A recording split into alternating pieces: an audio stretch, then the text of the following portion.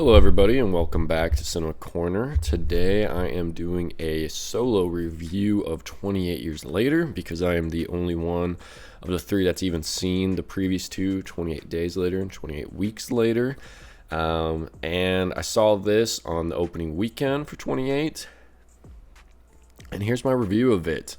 For some context, my favorite out of 28 series is actually maybe a little bit controversial. I like 28 Weeks Later the most. Don't get me wrong, I think 28 Days Later is good. It's definitely a fun watch just because it's that slow burn. It's very intense throughout the film, but it kind of suffers the fate I feel like a lot of those older movies have, that it's just sometimes the pacing really can just be too slow. And that's not just because, hey, I'm younger and, people think that we just have shorter attention spans. It's just, no, sometimes movies are just too slow. And it did suffer from that. And then 20 Weeks Later, the reason why I like that one the most is just because you get the most out of kind of that just rage virus zombies in that film. You get a fun opening scene, which is pretty funny with the dad. And just kind of seeing how it comes back was just fun. It was a fun sequel. Was it anything intense in terms of story? No. So I can see if you want to make an argument. But for me, when it comes to these kind of zombie movies, is I want good zombie moments. I'm not too much wanting the actual story or the characters, caring too much about them. I want just a good goddamn zombies action in this. And I really feel like 28 Weeks Later, that's what it delivers on strongly in that. Now we get to 28 Years Later. I talked throughout many times in the past couple years that, man, I did not think this movie was actually ever going to happen. I was very surprised we even got a trailer for it, that it actually released. It was quite a shock for me. It just seemed like it was a fairy tale the entire time. And then it came out, and it seems to be already doing kind of quite well. Definitely fan reactions to it are very strong. The reviews are very high, and it's doing well, which is surprising. I think it definitely is helping the fact that they finally released the previous two movies on streaming services. Those definitely were not on there before. I know that for a fact because I had to watch both on DVD for the previous two. And I saw them kind of when they got announced. They magically appeared on streaming services. So hopefully people actually watched the previous two before going in. I think they would have had fun. But now let's get into 28 Years Later. It involves kind of actually an interesting cast. I really thought it was just going to be Aaron Taylor Johnson, mainly throughout this film. I did not expect a few other kind of surprises that showed up. I'm mainly talking about the actor just playing Dr. Ian Kelson. I just kept thinking about the menu when I saw him. Love that he was in here. But yeah, I mean, the film, I originally went into this thinking that it was kind of going to be a father-son, we got to hunt for supplies for the remaining village that is surviving in quarantine, which I think it was really cool that the kind of the solution was that, hey man, fuck the UK, man. They're just in quarantine. That's how we're handling this shit.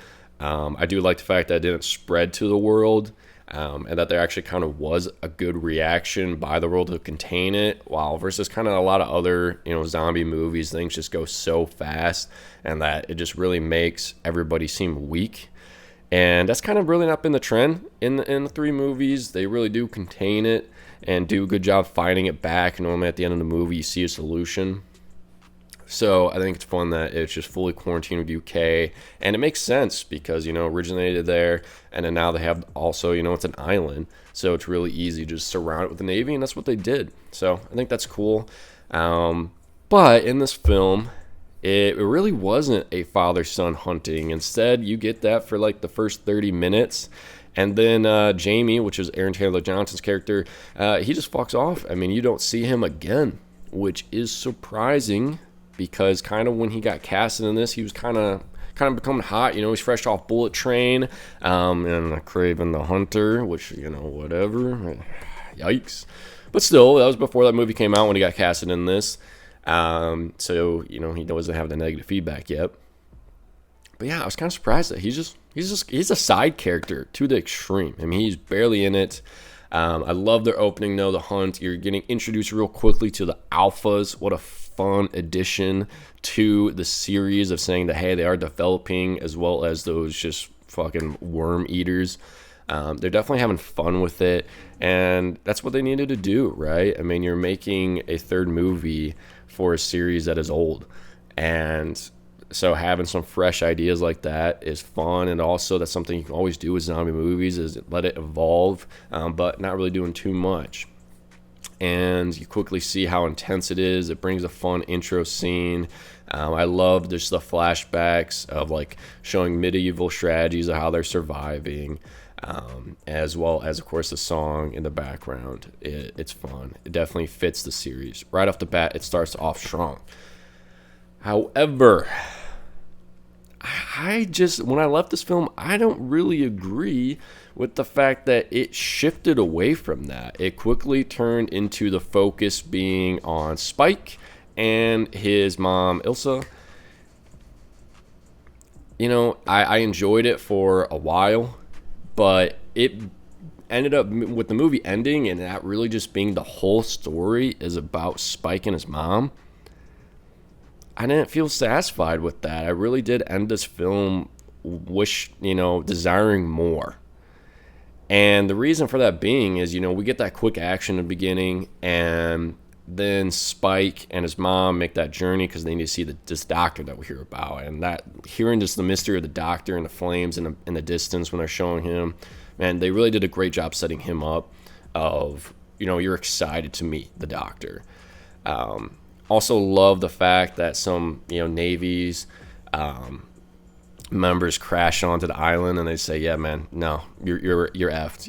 We're not going to help you. And then we get an introduction to Eric and seeing his modern strategies. That was definitely a great pace breaker, introducing Eric into the film. He had definitely some funny lines. And it was also, as well as, gave him an excuse to be like, okay, we're going to brutally kill Eric. I think that was perfectly done. Helped kind of show that, yeah, their journey that Spike and his mom's doing is going to be dangerous, and Eric was the victim of that journey with the alpha. And, of course, during the alpha introductions, we got some dick swinging. Really didn't think it was that ridiculous that everybody was saying. Also, guys, they're also acting like that motherfucker had a 12-incher. It was just a dick. Hey, I'm okay with it. We show girls naked all the time. Think it's time guys get some fair representation, okay? Let them swing that thing. But no, it was fun, and I think them kind of being nude, it was nicely like kind of still covered in a way, and you kind of see it that it wasn't like distracting, nor was it kind of being erotic either because of it. It's just like, no, dude, these guys have been out here, the clothes are worn, these people are just full-on victims to this virus. And it worked. But, speaking of Eric, when Eric dies, we have that pregnant birth. The fuck was the point of that? That scene, just having the birth, who fucking cares? It just did not matter that there was a baby. And they also really didn't react strong enough that we just witness a member of the zombie clan have a baby that just isn't infected with it somehow. And they just did not give enough of a shit because we're having the distracting side plot of mom dying. And after, which the scene with mom dying was beautiful. It really was. I will give them credit to that. But they really needed to shorten up like 10-15 minutes because I wanted more 10-15 minutes added to the fact that we just witnessed a baby get born. What the fuck does that mean? You keep saying they're evolving. Okay, let me get some explanation on why they are evolving. I feel like the previous two movies do a good job about describing how shit happens. You get kind of just moments that show how stuff went on, how it spread, how it came back, how they solved it. You don't get that in this film.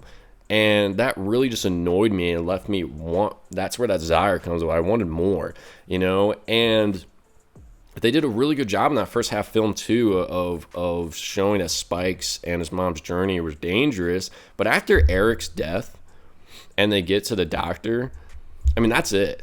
That's it. That's where, in my opinion, just after mom dies, the movie falls off hard. And then you kind of start not giving enough of a shit. You just don't care anymore after that. You know, mom dies. Okay, now I got that moment. And then Spike just somehow magically makes it back to his village, drops the baby off. They also just accept the baby and just take his word for it. It's not affected when they have all these special rules that, like, yo, if you don't even make it, we're not going to come for you.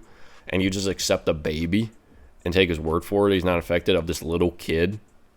What the fuck? Like, and then the dad too, not going after him, just kind of didn't make sense.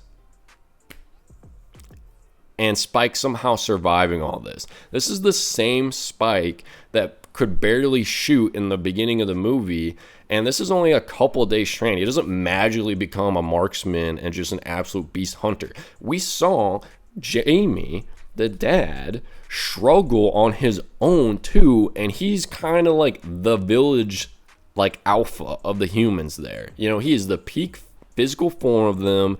He is the alpha dog. We saw him partying and all that shit. If he's struggling, no way is this little grunt fucking kid Spike just doing fine. Especially when the doctor and Spike and all of them just let the alpha live. They hit him with the dart and basically put him in a sleep state. Why didn't they fucking kill him? The doctor doesn't say he's studying him at all. He's just does it for survival, tries to avoid him. He takes stalls. He has no problem killing. We saw him have no problem at all killing at all. So why the fuck do we not see the alpha die? Why is the alpha just okay to live? And then we never see him again except for one stupid scene where he's trying to break through and just nothing happens when they're underground hiding. And once again, they stone him. Why don't you fucking kill him? Like, what? Cool. And also, why was the alpha at that point able to, like, cross the river and shit and go after him? But, like, he's never really had that moment with the doctor before. The doctor says, I just avoid him in his area. To me, there was just a lot of loopholes after the mom's death that just didn't fit the first half of the film, and it seems like a lot of people are kind of just glazing this movie to the extreme, and I felt like it was underwhelming because I'm learning that this is a fucking setup film. Why are we doing a setup film for an old ass series that didn't even have a trilogy in the first place, and you're going to try to kind of set up another sequel and potentially a third? Why? You're not going to land. The sequel to this movie is going to suck ass. It's not going to do good. It is way too forced. Because of that, we're already feeling the effects of being forced, because the second half after the mom dies, the ending of this is all for the setup to the next one, instead of getting a proper ending to this film. You know, it just ends with Spike just somehow being okay on his own entirely. And then shows that he's even struggling against just two regular, normal virus zombies at the end that he needs to get saved by the Power Rangers. Cool, man. You know, and also I don't mind the ending because I know that it was like a UK person that was fucking insane, and it's definitely something that a American person like myself wouldn't understand. I totally get that. I'm not actually angry at that of that character. But I do agree with that. It was just so off-putting to make it like the Power Rangers, just shit jump scenes. It definitely was trying to be comedic, but it ruined the whole flow. It didn't work. It's okay to criticize it. I understand it's a character a lot of Americans will not understand, but I'm okay with the character. You still could have had him to show up and be like, hey man, need help? End the movie. Don't need this fucking dumbass jump parkour bullshit, weird music at the end too. Don't need it. Does not work. So it's just really what I was kind of hoping going into this film. It would have just been just dad and son kind of village hunting for supplies, and we would have seen more about how a village is surviving in a quarantine island, having to go to kind of medieval tactics of survival against this rage virus that has now evolved. And maybe even seen a siege from the alphas. I mean, they even kind of tease us when we see one of the alphas chase them, right? Crossing in to go in there. I'm like, dude, can you imagine? Obviously, to have some intellect of hunting, and we see some hardcore ass scenes of them killing deer and posting them up on the trees. But no, man, that all ended after Dad went bye-bye. And we got the mom plot. Love the mom plot. Went on way too long, though, because it gave away, I got way less zombies because of it. Way less. And then after that, they let Spike just be fine on his own. And said they spent extra 10, 15 minutes of giving me a fucking Power Ranger scene at the end.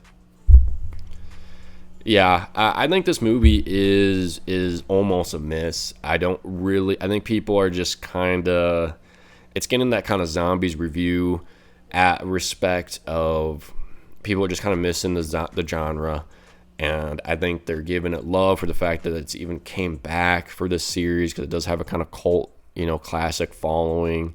And people are just being too generous to this film. I think it's okay to critique it. I think it has plenty of things to criticize. And it, in my opinion, misses the mark. I went into this movie, I think I was excited. I was at least going to maybe expecting it to at least be a 6 or 7 out of 10. And it didn't hit that mark even. For me, it was a 5.6 out of 10. It's enough for me if I saw it on TV or was at somebody's house and they're playing it. I'd probably watch it in the background, but it's just whatever. It's not necessarily bad, but it's definitely not good. It's definitely not what these reviews are saying it is. And it was definitely bad enough that I could not recommend it to Blake and Alex to even say it. That's why I was kind of hoping that it would be good enough to be like, hey, man, you guys should just give it a shot. But I can't say that because I don't think they would like it either. So with that being said, I'd love to hear anybody else's opinions about this. I know that I'm in a minority on this one. I'm not trying to just be different. I really did want to go into this film to like it. But my expectations were not met. I didn't even give it that much expectations either. So please let me know what you think. Let me know what you agree, disagree. Love to have some comments about this one and kind of discuss, because there's going to apparently be a few more films in this, and the movie's doing well enough that I think it is going to be greenlit for sure and actually go through with production. So that's it for me, guys. Please like and subscribe, and I'll see you next time.